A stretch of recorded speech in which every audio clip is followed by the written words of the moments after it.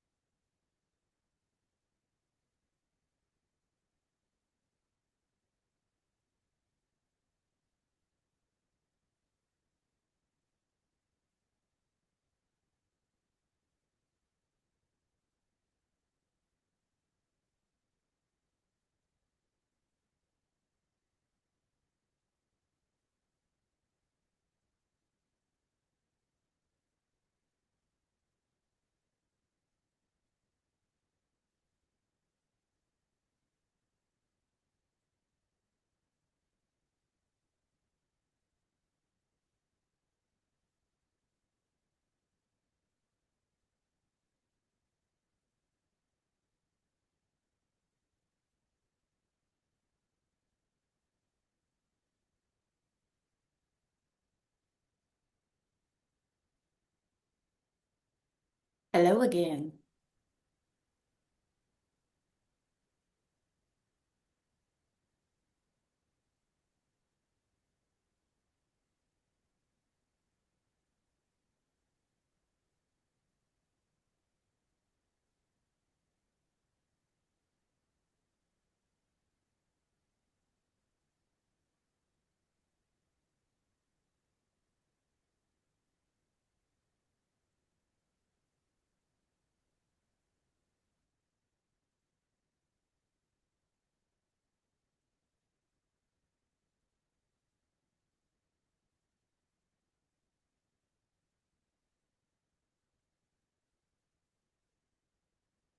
Okay, it's one after. We'll go ahead and get started. Chelsea called me yesterday and said she's not going to be at today's meeting, but we have two speakers. We have Ashley Lowe from the U.S. Attorney's Office, and the other one was Maddie. I don't see them here yet, so we'll go around and let everybody introduce themselves. Ashley, I'll let you go last, and that way then you can start your presentation. And if the other lady that's supposed to present today, if she comes in, then I'll let her introduce herself as well. Okay. Can you Uh, hear me okay? I can. Okay, perfect. I have issues with my microphone, so I wanted to make sure before. Thank Okay, yeah, I can hear you good. So I'm gonna go around. Mr. Simmons, if you could introduce yourself to us, please. Josh Simmons, Reentry Affairs Coordinator at FCI Cumberland. Thank you for being with us. Ayla, could you introduce us? Good morning, everyone. My name is Ayla Matthias. I'm with Aetna Better Health of West Virginia. I serve the top 32 counties, working within the SDOH, Social Determinants of Health space. The Sutton isn't really applicable to the Eastern Panhandle, but I wanted to let you know something exciting that Aetna is opening a community resource center with Community Care of West Virginia. And so that's just a fun little endeavor that we have going on. Ayla, do you have any flyers or anything for that? Yeah, I'll send it to you. Okay, if you put it in the chat and we'll have it sent out. On which area is this going to be for? Clarksburg. Okay, so I'll send it out on the constant contact for that area. Okay. Thank you. You're welcome. Uh, I see we have Miss Danica Brown with us today. Could you introduce yourself? Good morning. My name is Danica Brown. I'm the Housing and Employment Coordinator for the West Virginia Division of Correction and Rehabilitation. Thank you. Mr. Oliver?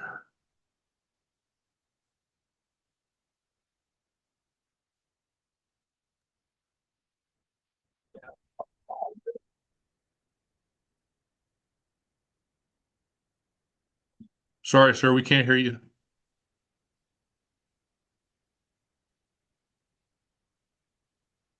On. Bluetooth Okay. app and connected. Now, add you on Bluetooth. Can you hear me Yes. now?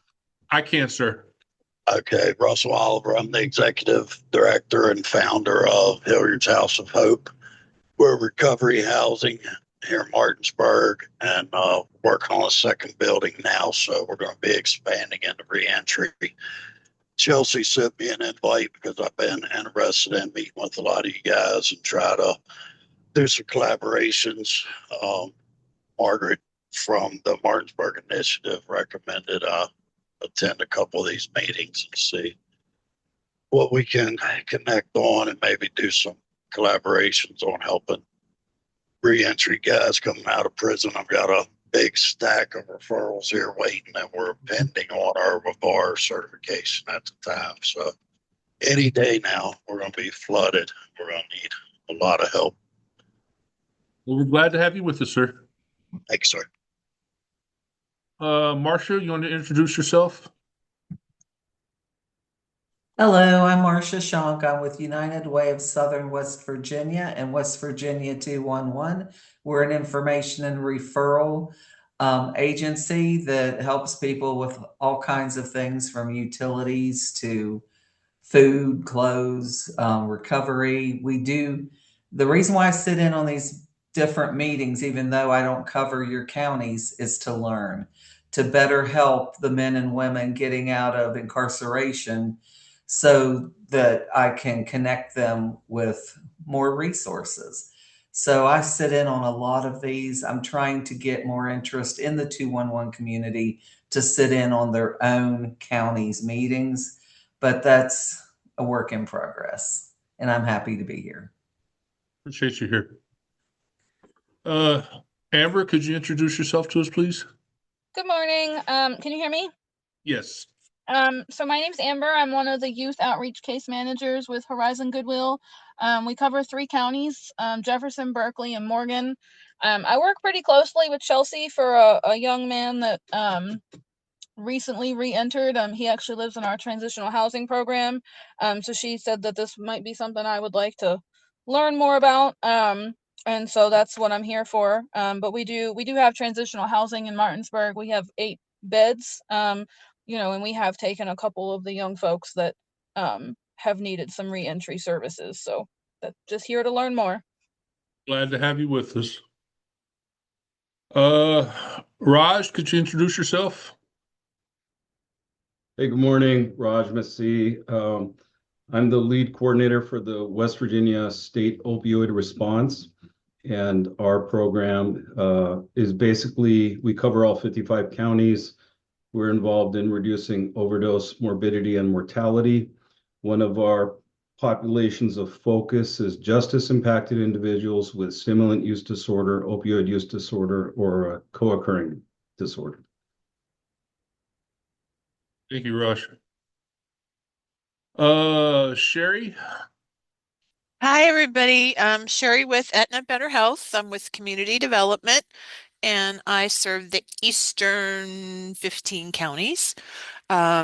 And happy to help with any events or activities you have going on in the community. Thank you. Miss Mason? Hello. So my name is Tara Mason. I'm the founder and executive director for the Hope Dealer Project. We are a nonprofit organization here in the Eastern Panhandle that assists individuals with getting into treatment programs, whether it be detox, rehab, sober living, etc.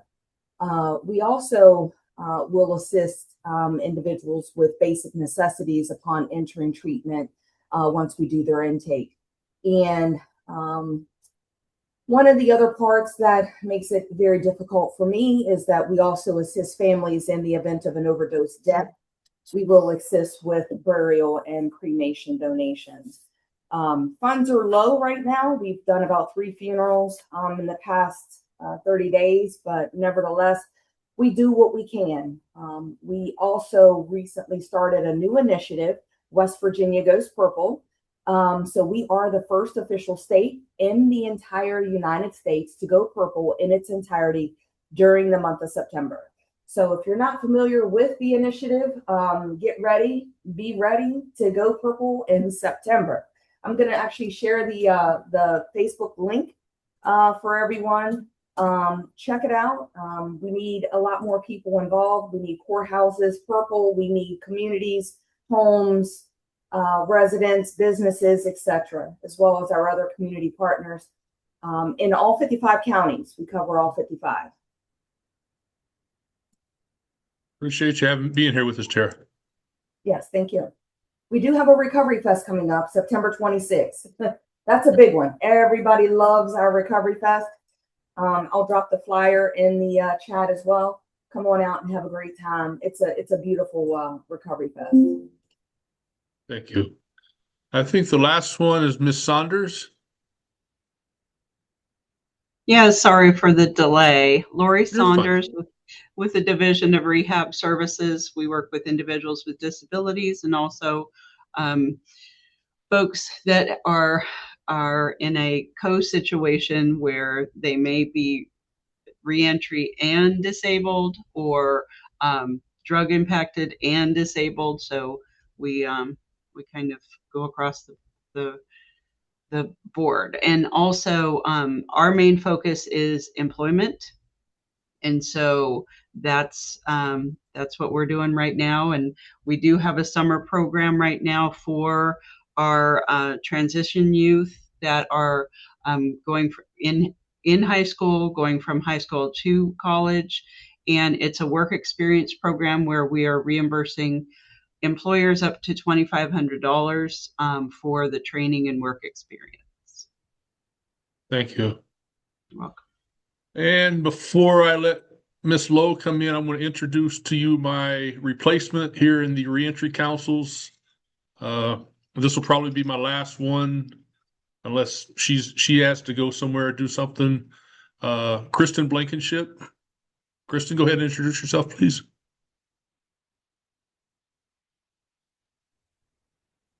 Hello, I'm Kristen Blankenship. I'm based in Huntington. I'm the Community Engagement Specialist with the Reach Initiative and the Council Coordinator. So if you guys need anything, any flyers sent out, she'll be taking over that part from me as well. Just send it to her on our email, or Kristen, can you put your email and stuff in the chat? And we will start our meeting. Ashley, floor is yours. Do you need to share your screen or anything? I do, please. Okay. All right, go ahead. I was gonna say, I think I have access to do that. So while I get this set up, I lost it already. While I get it set up, my name is Ashley Lowe. I am the reentry coordinator with the U.S. Attorney's Office. Chelsea and I had kind of had a conversation when we were talking about the reentry simulation, about the federal bonding. And so she asked me if I would jump on and kind of talk about this. I am by no means the expert when it comes to this. I have honestly learned from attending these meetings and from going to a few different events where we've done some presentations on federal bonding, but she just asked if I could just kind of step in and do that today. So that is what we're going to talk about. We're actually going to talk about the federal bonding and the work opportunity tax credit. The work opportunity tax credit right now may or may not be renewed for 2026. But I think it's still important that we briefly talk about it, just to kind of let you know that it exists, and, help share that information. And hopefully they can go ahead and get it started back up, and we'll have both of these programs up and running again. They're both designed to address the one key issue, and that's helping employers feel more comfortable saying yes to hire someone who may be perceived as a high risk. So before we get into the programs themselves, though, I kind of want to take a step back and talk about why it even matters. One of the strongest predictors for successful reentry is employment. So when someone has a job, it creates structure, stability, and a path forward. But the employers tend to hesitate when they want to hire someone with a record. It can feel too much like a risk for them. So they're thinking about the liability or the trust of that individual. And what this program does is kind of lowers that risk for them. Ooh, sorry. Went too far. They're designed to reduce the perceived risk for employers, and then it increases opportunities for individuals who are reentering. This doesn't actually remove every barrier, but it does remove enough of the risk for them to change a no into a yes. So we are going to talk about the first tool, and actually a lot of employers have never even heard of this. So that's kind of why it's really important that we get the message out as much as we possibly can. Essentially, the federal bonding program is a free insurance policy for employers. It's going to protect the employer if something goes wrong. Specifically, that's things like theft, fraud, or embezzlement.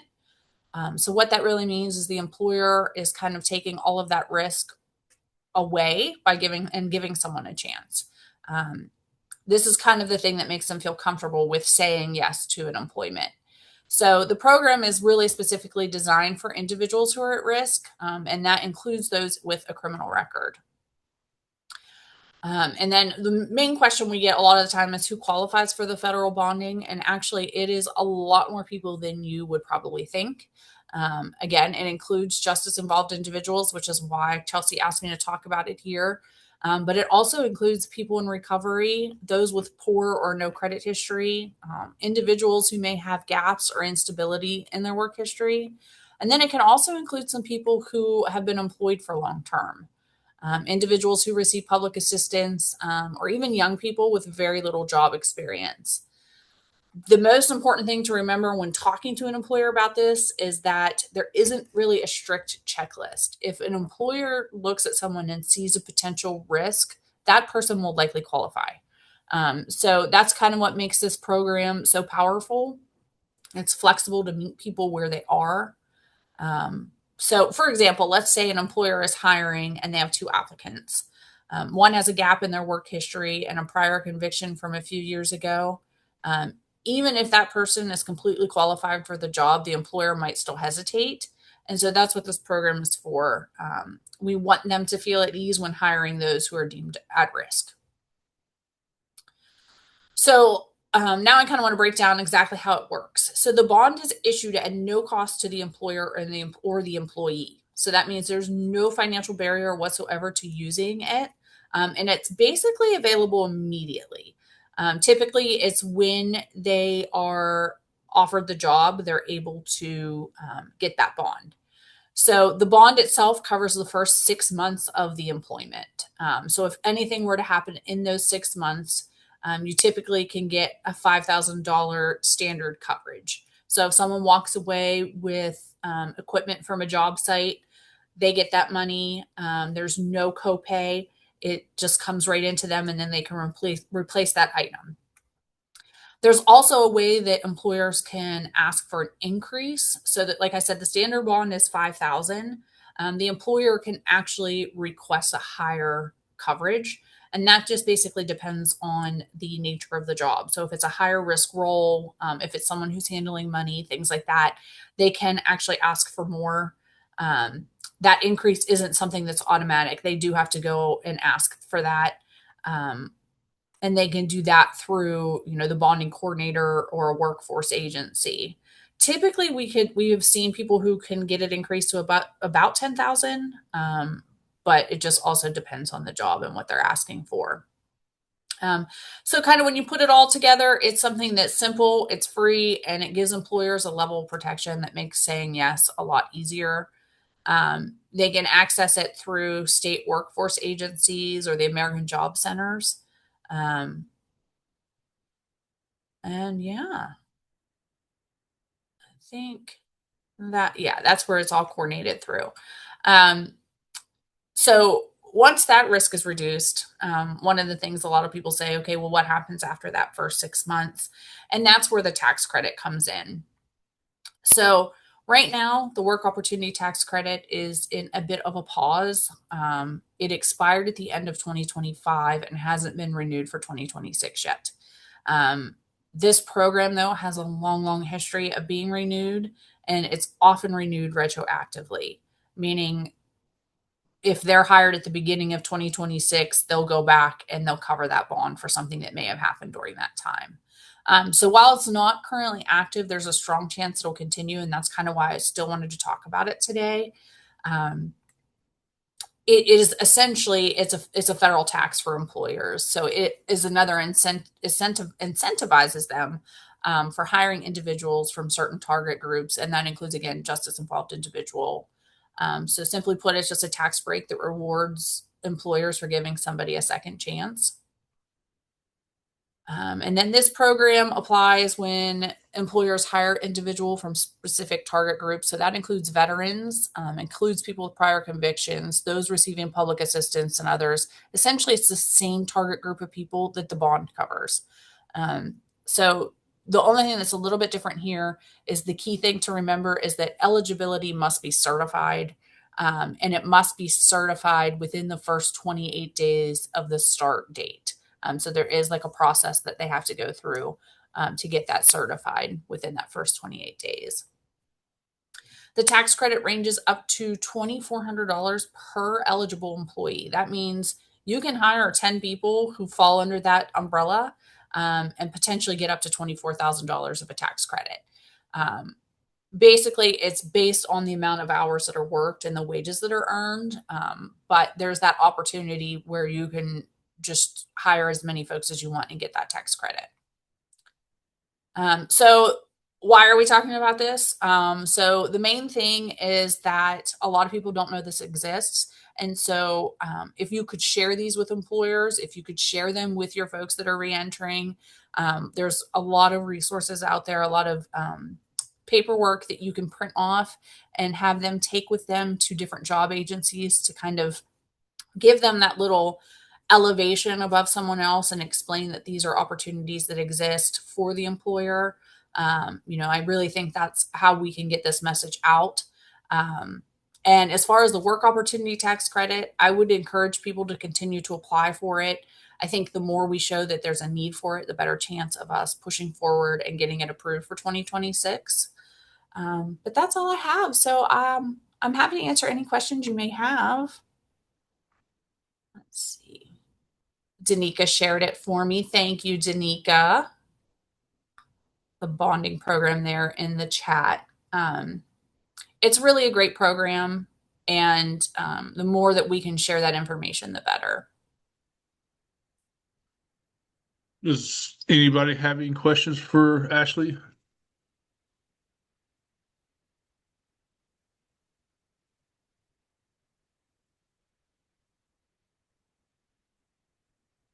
Well, it doesn't look like any questions are Ashley. We thank you for being with us today.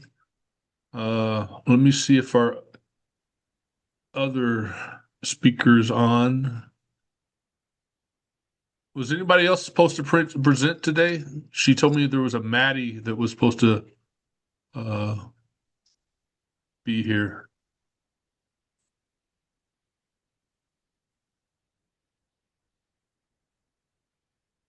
Well, so in case she pops on here, I do want to share one other thing. Okay. Recently, BOP reached out to us and asked us what our thoughts were on having a federal halfway house in Martinsburg area. in the Eastern Panhandle. And so it's the very early stages. But I guess what the process is they deem different areas where it may be necessary, and then they reach out to the U.S. Attorney's offices to kind of see what the need is. And so we were able to show them through our statistics in the Eastern Panhandle, where we were 5 years ago to where we are now. We were also able to show them that the need is so high, we actually were approved for hiring 2 new attorneys over there. And we're actually moving our space into a larger space because where we're at now doesn't actually hold everyone. So we were kind of able to explain to them that our location in connection with DC and Baltimore and how high the levels of the drug organizations are going, that the need is definitely there. They have taken it under advisement and it has moved to the next stage. And so we're really, really hoping that it kind of continues and snowballs, and that we're able to finally get a federal halfway house there in Martinsburg area. Those of you that aren't too familiar with it, the only other federal halfway house right now in the northern part of the state is actually in Clarksburg. So that kind of shuts the door for a lot of folks that have to report to probation in Martinsburg and different things like that. So I think, we have reiterated to them that although it would be great to have it in Martinsburg, we think a lot of the surrounding counties would also take advantage of it. And it would be something that obviously this council would get very involved with if it's up and running. So I just kind of wanted to mention that, and fingers crossed we actually get what we're supposed to get, and we can get something here. Russell, did you have a question for me about that? I just wanted to add something to that. So, as a person that lived on the other side of this, I was in federal prison. And when I first got to Baltimore is where they sent me to a halfway house. So when I got really, Russell, you're kind of sorry about that. I don't know. Cutting in and out. The technology's crazy with me. So my halfway house was for federal release was Baltimore. And to be honest, as a person in recovery, I'd already had 3.5 years or so clean. I came off of everything before I got my sentence, and I was really lucky to get a judge that was about rehabilitation. So my journey started in Baltimore at a rehab, which was in the worst place I'd ever been in my life. There was people getting killed out front. While we were in group, we'd hear gunshots going off, and it was just constant chaos. And then when I was released from federal prison, I went to the halfway house in Baltimore. Someone was killed out front getting off of the bus. There was guns and drugs all inside the halfway house.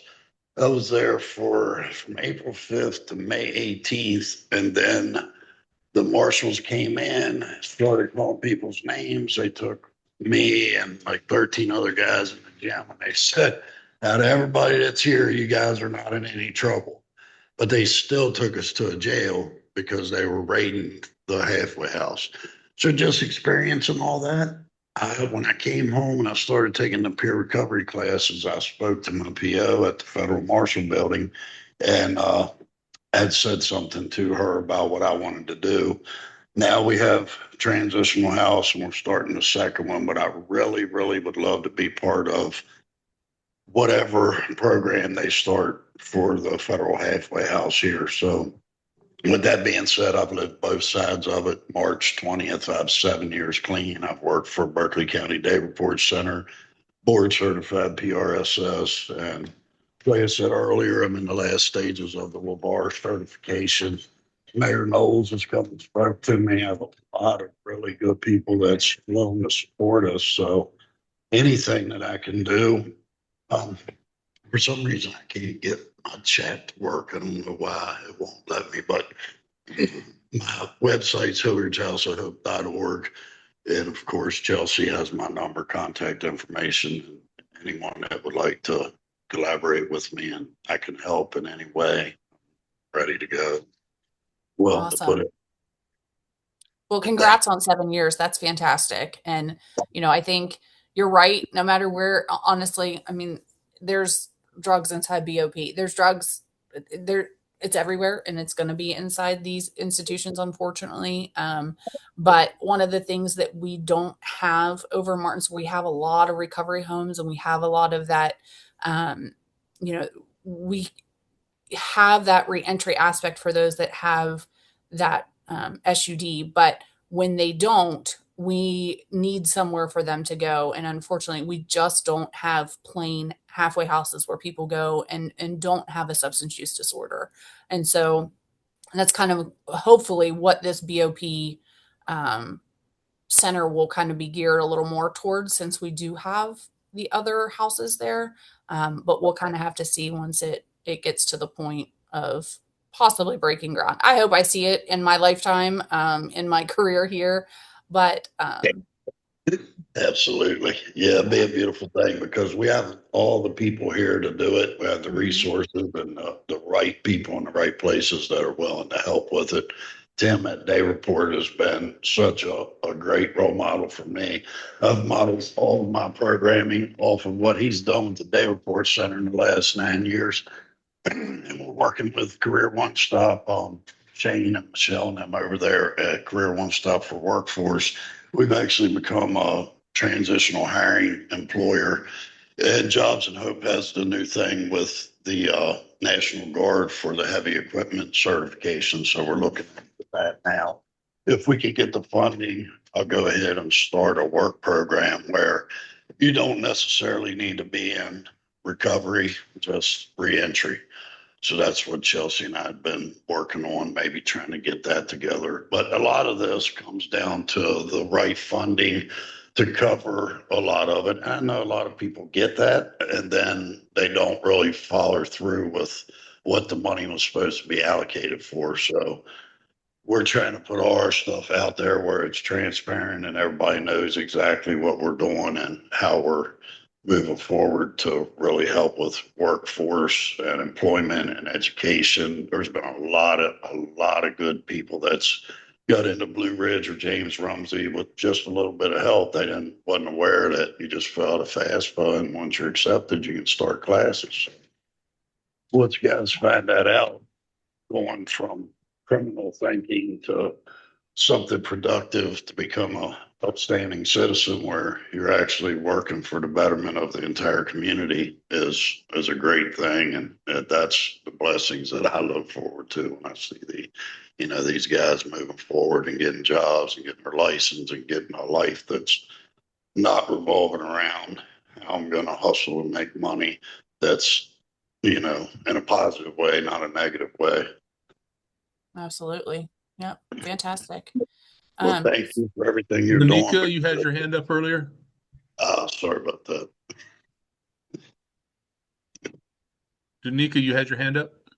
I was just going to agree with Ashley about the need for the extra federal halfway house because other than the location in St. Albans and the one in Clarksburg, there's not a lot of reentry help for federal inmates.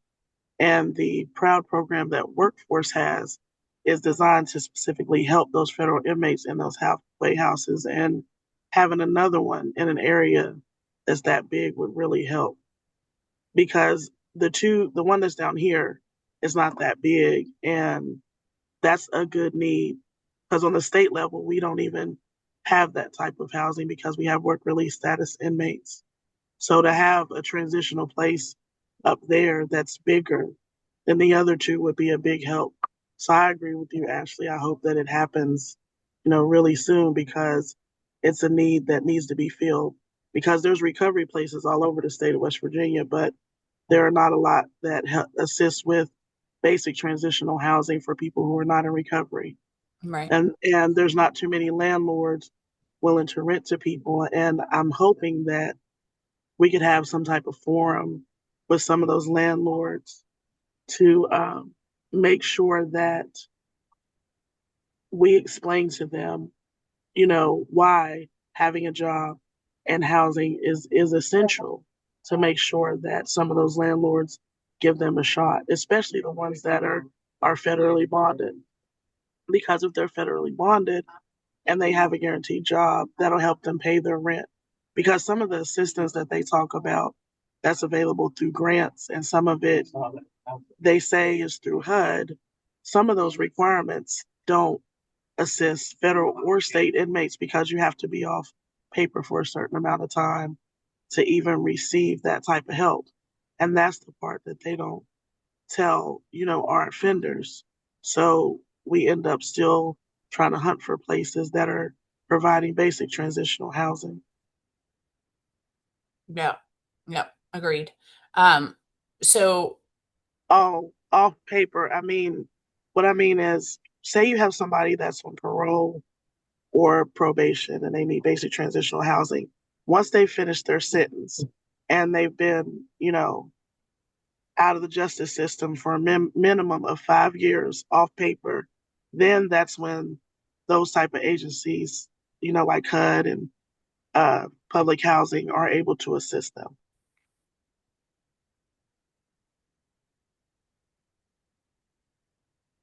So one of the questions in the chat too is what the halfway house, and to kind of expand a little bit more on it. So the halfway house is dismissed charities in Clarksburg. I believe there's also a dismissed in Charleston. And then you said there's the one in St. Albans. That might be our The one only in St. Albans is the one that deals with Charleston and St. Albans. Okay. So we really only have like those two federal halfway houses. So one in the northern part of the state and one in the southern part of the state. And so that really kind of creates an issue when folks have that halfway house time at the end of their sentence, and they have nowhere to go. And so if they don't have anywhere to go, then they just they just continue the rest of that sentence and they finish it in these institutions. And they don't have that time to actually kind of transition. So it's really, really important that we have as many of these as we possibly can. And so I'm really hoping that we did our due diligence here and advocated enough that we hopefully get one. So we'll see. Ashley, Lori had a question there off paper. I don't think she understood. Danica answered that. Oh, okay. Yeah. I didn't. Yeah. Yeah. So that's one you of the things we say a lot. Yeah. So we say that a lot when they're on probation or parole, specifically when they're under supervised release violation or supervised release with the probation office. We say they're on paper. They're not currently housed, but they're still being supervised by BOP essentially. So Tara, I'll let you know where to sign for sure. I knew what it meant, but I just, I've been off paper for 9 years. So you understand exactly what we're talking about. Yeah, trust me.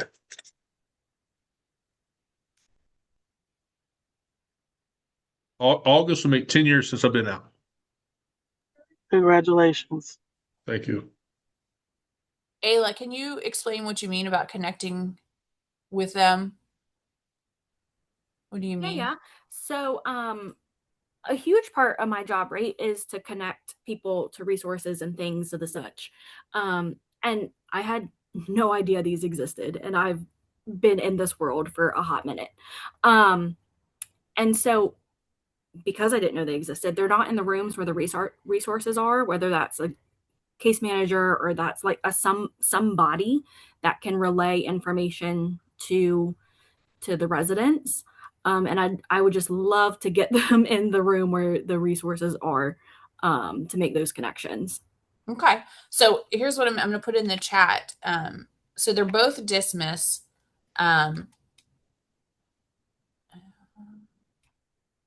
Put that in there, and it shows you. So it'll show you all the different dismiss locations. And then it has a phone number. Unfortunately, it doesn't have a whole bunch of info on their website, but it does kind of explain a little bit more about the programs that they have inside and things that they do. But dismiss it's in different areas of the country.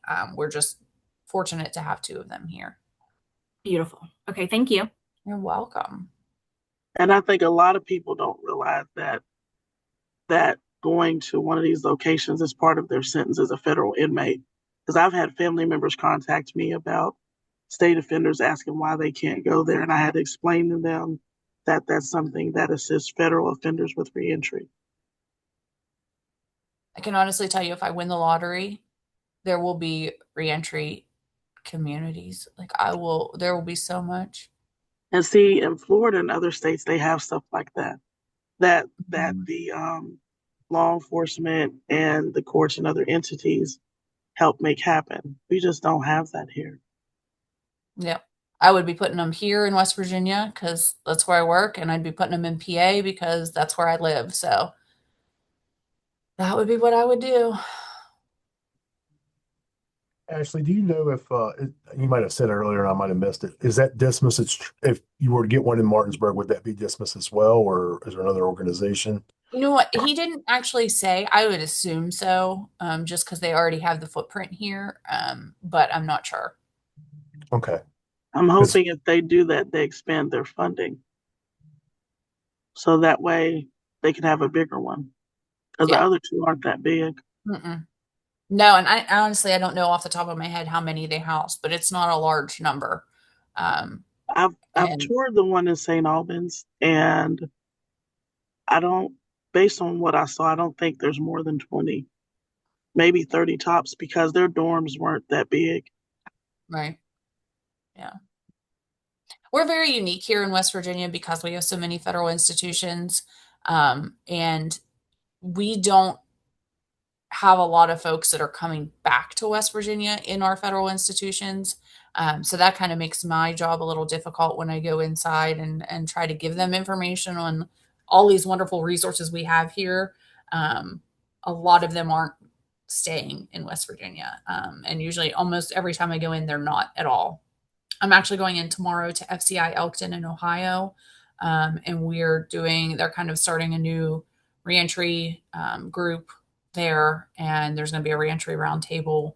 And then I'm going to go inside and I'm going to train the inmates and hopefully get them to start running the simulations like they do here in West Virginia as well. So it's exciting stuff.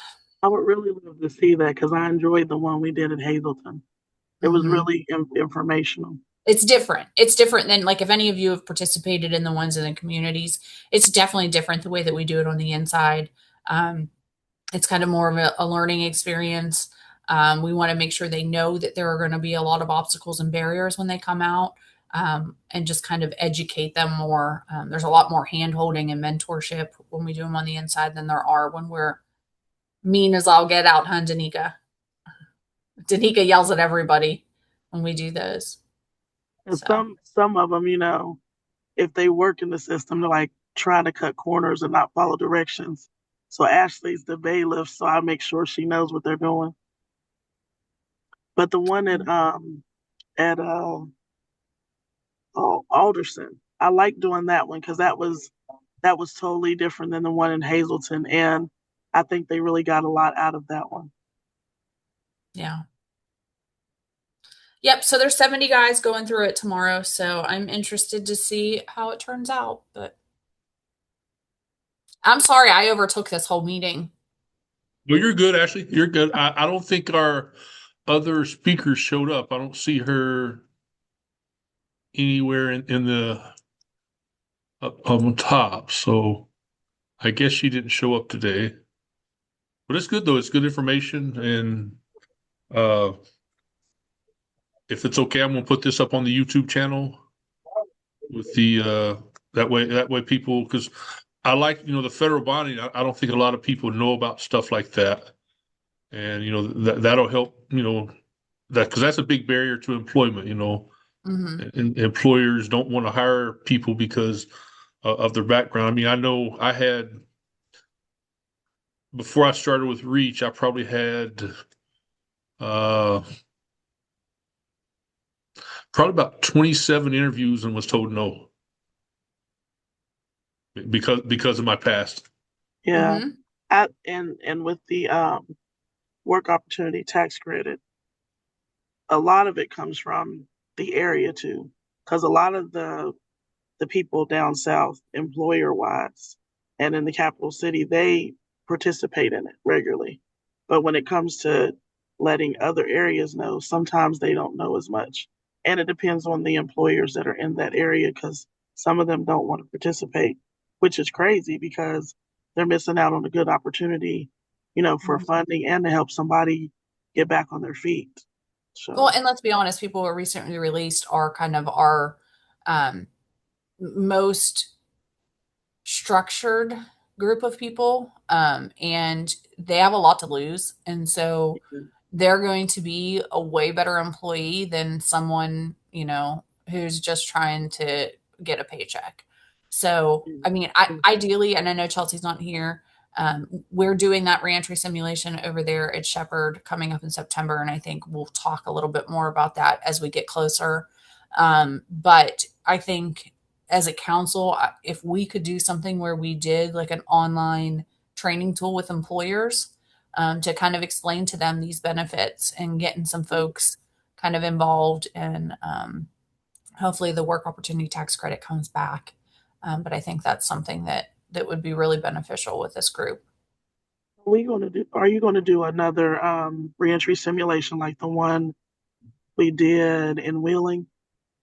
To incorporate some of the people that might be candidates for the work opportunity tax credit to let them see why it would be beneficial. Did we do that in Wheeling? Did we add Yeah, that element? we had people from I not don't just remember. working in the system, but community partners as well. Okay. Yeah. I mean, that's kind of our goal for the September one, is to reach everyone. What's the date for that? September 16th. Okay. Just let me know and I'll see if I can come up for that one. Okay. Especially if Raj asked if Josh or I have any current data on federal recidivism rates. I do not. I don't know if Josh does. I do not. Those are always kind of skewed anyway. They're always late. So we're Well, always like as I 5 tell years people all the time, if a guy leaves here at FCI Cumberland today and tomorrow he kills somebody and he's in state prison, and we look at it next year, we don't see that he's in state prison. So those reentry numbers, the last time we got one was probably 2 or 3 years ago, and I mean the data showed that things were getting better. Um, it was about 33% was successful about 10 years ago, and it was up to like 49%. But once again, a lot of times I always say we can only go by that base so much with recidivism because they go to state, federal, or if they go to state or county jails or prisons, we as a federal, we look at that and then we see that they haven't come back to the feds. We consider that a success. So I always kind of say those things are, for lack of a better term, they're look this way but not that way. You know what I mean? It's kind of like a shiny thing out there that they put out there, but you can't put a lot into. So no, I don't have anything. But even if I did, I wouldn't put a lot into it. Yeah, I mean, even we look at, sometimes we look at the probation numbers and supervised release violations, but not everybody has supervised release at the end of their sentence. So that kind of skews things too. A lot of the times, if we have somebody who comes in on a supervised release violation, their sentence is more time in incarcerated, but then they don't follow with supervision. And so it's a very, very hard stat to keep track of. Especially now with First Step Act and things like that, guys going home straight to home confinement and things, and you're like, well, they still have to report to, and you're finding out in the last couple of years, there's guys that go home for 2 or 3 years, still have left on their sentence and can be set back, but they're not actually doing supervision. They're not actually really reporting to a halfway house. So things have really changed with that. So yeah, you're 100% right on that. That's um, the numbers would almost be impossible to track unless you were having somebody watch every single person go out and keep track of that. Yeah, Josh, that is true because on the state level, most of our people who have crimes that fall under Senate Bill 371 have that extended supervision with the courts, especially if they have um, if they're sex offenders have certain child abuse and neglect charges, sometimes wanton endangerment, arson, different things like that. They'll give them that extra supervision. And they make the mandatory releases. Yeah, and like I said, with us, I just spoke with somebody in Pittsburgh about 3 weeks ago, and it was just ironic that they were saying something. Oh, we had somebody come out of federal prison from your institution last year. They gave me the name. I came back and looked, and just to see had they come back in. They had not, and so then I Googled their name just to see, like, is there anything out there? And back in December, they had caught a county charge on failure to appear and something else. So they were currently incarcerated in the Allegheny County prison up in Pittsburgh. And I was thinking, as far as I could see, as far as that person knew, they were still doing great. But right now, they're currently being housed in the county jail.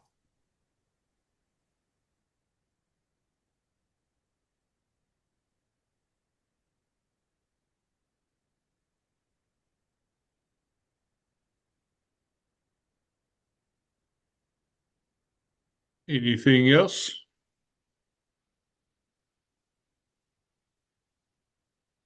Okay. If not, I wish you all a good day. Thank you for being here. And this will probably be my last reentry council, and Miss Blankenship will be taking over. So I appreciate everything for the last year, meeting you guys and everything. I'll still be with Reach if you guys, so you can still reach out for stuff. But Kristen is going to be doing the reentry councils from now on. But you got my contact information. If you need Yes, me, I just do. let me know. All right. You guys have a great day, and we'll see you next time. Thank you. Bye, guys.